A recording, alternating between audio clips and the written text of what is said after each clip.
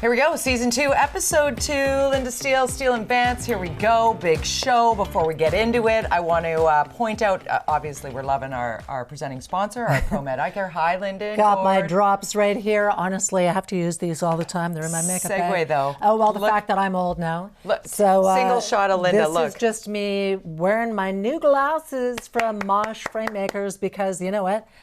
I can actually see instead of having a CNIB type font down here. It's a good I'll size be like, font. you know, taking them on off. I know. I think it's like when I worked with Drex, he said, "Look at your iPhone, you old lady. The font is so big." And I was like, "Shut up. At least I can see it." At least you can see it. And now That's a I good can thing. read this like zippity-doo. But anyways, so there you go. On and off, on and off, on and off. Speaking of loving things, last week, did we ever have a great time with Biff Naked? I mean, we just honestly have been talking all week about how great it was to kick off season 2 with Biff. And you were mentioning during our interview about how Biff came into CKNW with you on the radio, had She was doing a welfare challenge where you had to try to live on something like $3 a day to buy groceries. Imagine doing that right now. You'd get nothing. Anyway, so she came in with a baggie full of cucumbers. And I found this picture the other day because she wanted to share her food with me. I was like, no, that was all she was going to be eating for the day. That's the kind of person that Biff Naked is. That is the type of person. People loved her. You know who we love? We love you because let me tell you a quick story. Please? I'm walking down the street, down Nelson Street. This woman stops me. She goes, "Oh my God, I love your show." And I said, "Oh, that's nice, thanks." She said, "What the hell is wrong with people?" And I said, "That's our favorite segment." And she said, "It feels like I'm spending an hour with two good girlfriends." Cheers. So hello, Yvonne. Thanks for Hi, watching. Yvonne. And a whole bunch of other people are watching too because we asked you to send us a photo of you watching the show. We'd love to see you, your pet, your feet, your glass of wine, your pop, whatever it is. And you did. So let's have a look at some of the viewer photos quickly and we'll run them throughout the show. Kathy from Langley. Hi, Kathy and Langley. Thank you for your congratulations on season 2. We've got Cindy in Vancouver as well. Hi there, Cindy. Now, Thanks this is for interesting. watching. This one is from Daniel Adam Photography, and he kind of did us as superheroes. I thought, hey, now I see what I look like with dark hair. You kind of look a little like Don Chubet. Well, and we have a dog as well, Ditto, the dog, who's wearing the cone of shame from Vernon. Thank you so much for Can watching. we also slip in the comment we got about the fire? Oh, okay, because we were talking about the horrific forest fire season that we have had, and you asked the question. I did. You asked the question, should we have like a dedicated forest fire fighting unit? Yeah. And this is what one viewer actually said. This is Wanda Young and Duncan. Yes, yes, yes, we need to adapt to our changing world. There will absolutely be terrible fire seasons in our future. We need to invest in these very specialized firefighters.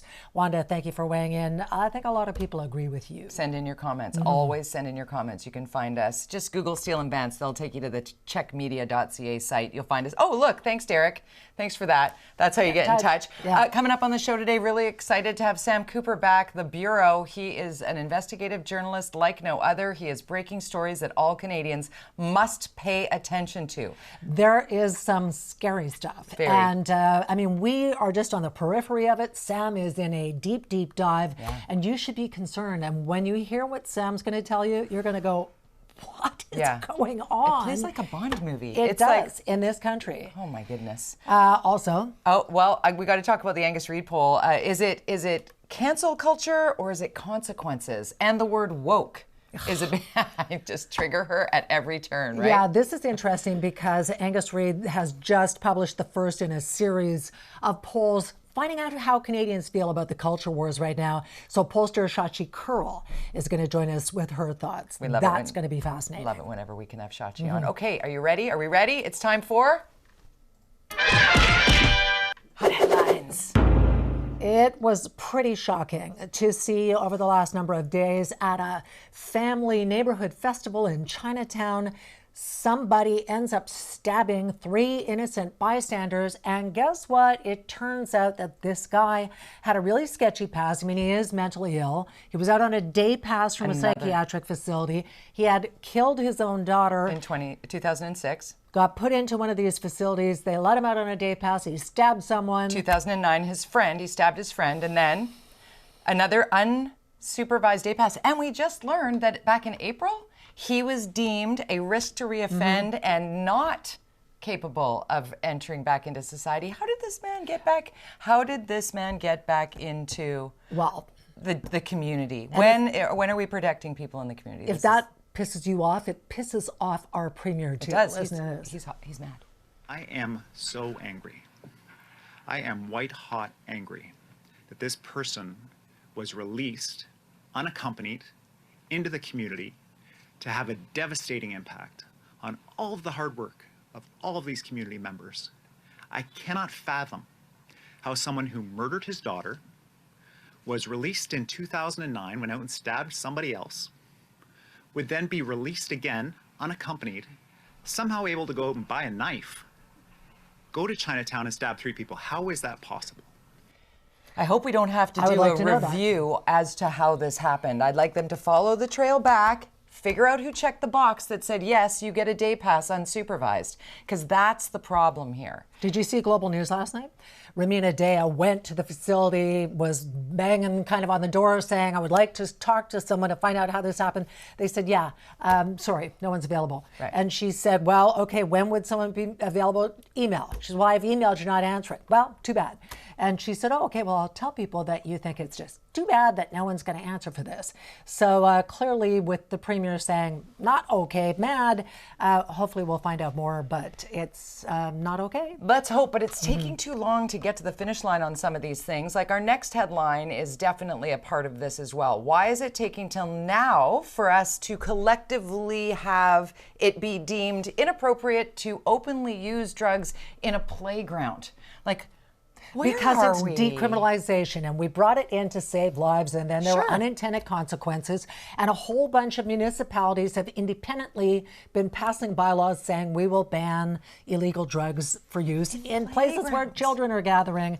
So yeah, I mean, I don't know what that changes, but as a mother, I'd hope it means that people aren't using in a playground, that you can call and say, I'm seeing people using in a playground, and then somebody comes in and activates the removal of those people from that area. I understand the levels of mental health issues, self-medicating, addiction, all of that. Nobody wants anybody to suffer here, but we also have to look out for kids and community. That's a big part of this. COVID, back in the news, woohoo, we talked about it last week. COVID cases are on the rise. Dr. Henry is warning people, and that is why they're talking about bringing back potentially a mask mandate in BC healthcare facilities. I'm expecting Dad's long-term care home 100%. Any day to say you're putting a mask back on. Mums too. And I'm okay with it. And also Moderna, the vaccine with the that is works with the new variant. That is out, and they're going to start putting that in arms probably in the next couple of weeks in BC. I had the opportunity to speak with Dr. Brian Conway at Vancouver Infectious Diseases on this particular new, because it just got approved by Health Canada,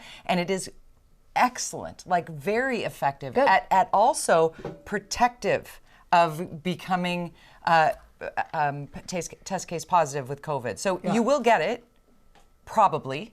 I mean, it's like the flu. You just don't get it as badly, but there is some protective nature to it if you're cautious with wash your hands, wear a mask, stay home if you're sick. Please stay home if you're sick. Meanwhile, Ron DeSantis, the governor in Florida, is telling people don't get the new COVID vaccine because there's no proof that it's safe. Anyway, stupid. Let's move on. Big news from the Trudeau government today, under extreme pressure to do something about the price of housing. So they finally announced they're going to do something they promised to do in 2015, which was to remove the GST from all new rental construction. And they're going to do it next week. 8 years later. 8 years later. How do you feel about rent caps? Well, not being a renter or a landlord, it doesn't matter, but I know it matters to tons of people, and so the province is going to hold it to 3.5%. 3.5%. So landlords are saying, okay, with the cost of living, tenants are still saying that's too much. Landlords are saying, I am way behind. So yeah, I mean, you're never going to make everybody happy. No, and rent control can also make people less likely to move, or they would sublet, or they'd keep the place, so it actually might reduce supply. There's some unintended consequences of this as well. And this might help because the city of Vancouver has said, you know what, we're going to 800% increase the short-term rental fees up to $1,000. And so that might convince some people to rent to long-term tenants instead of doing short-term rental, or it might just make a bunch of people go underground and not pay anything. But, okay, big news in BC politics. Right, Abbotsford, this is huge. BC United. Bruce Banman. Yep, walking right across the aisle and becoming a BC Conservative. And the big news about that is that gives them official party status and some money. So now they have 2 MLAs. And look at this poll that blew me away. Look at that. The BC United Party, the former Liberals, are in 3rd place. Yeah. Third Name place. change, branding change, confusion. There was a time where the BC Liberals got a bunch of people voting, thinking, "Oh, these are federal Liberals." So it's the Liberals. It's like United. What is United? And now the Conservative. I mean, the Conservatives on the rise, polling wise, nationwide. Before we go, a lot of people say you guys don't eat those chips. Yeah, we totally we eat do. those chips. So there's a new flavor out that my friend Mo brought to my attention. Oh, tell me It everything. actually sounds pretty good. It's a turkey and stuffing potato chip. Oh, I love stuffing. There it is. Okay. I would try that. Let's do but that. do not try this. You might see these in some stores. Well, they're pulling them off now. The one chip challenge. There was a TikTok trend going, and this 14-year-old from Massachusetts died after taking part in that. And I almost bought those for us one time. I looked at them in choices and went, "What's that? That would be funny." No, not funny. I'm glad I didn't do it. And just anyway, before we go to break, we need to take a moment. This of a colleague, a media colleague, but somebody that you worked with. Yeah, a little bit. Kuljit Kayla has worked for all kinds of media outlets. Really lovely, really talented, super friendly. She got brain cancer, and we all thought she was going to make it, and she did not, and she passed away. And so many people are speaking out about how awesome and kind she was, and so we're thinking of everybody who knew and loved Kuljit. That's super tough. Indeed. Incredibly sad to her family and her friends and our media family. Yeah. We're thinking of the family. Still coming up on the show, as we mentioned, Sam Cooper, the Bureau, is back. Shocking update on Chinese government interference. With a capital S. You got to stay tuned, honestly. You must. Also ahead, if you hate the word woke, if you're done with cancel culture, we're digging into the Canadian culture wars with pollster Shachi Curl from Angus Reid next.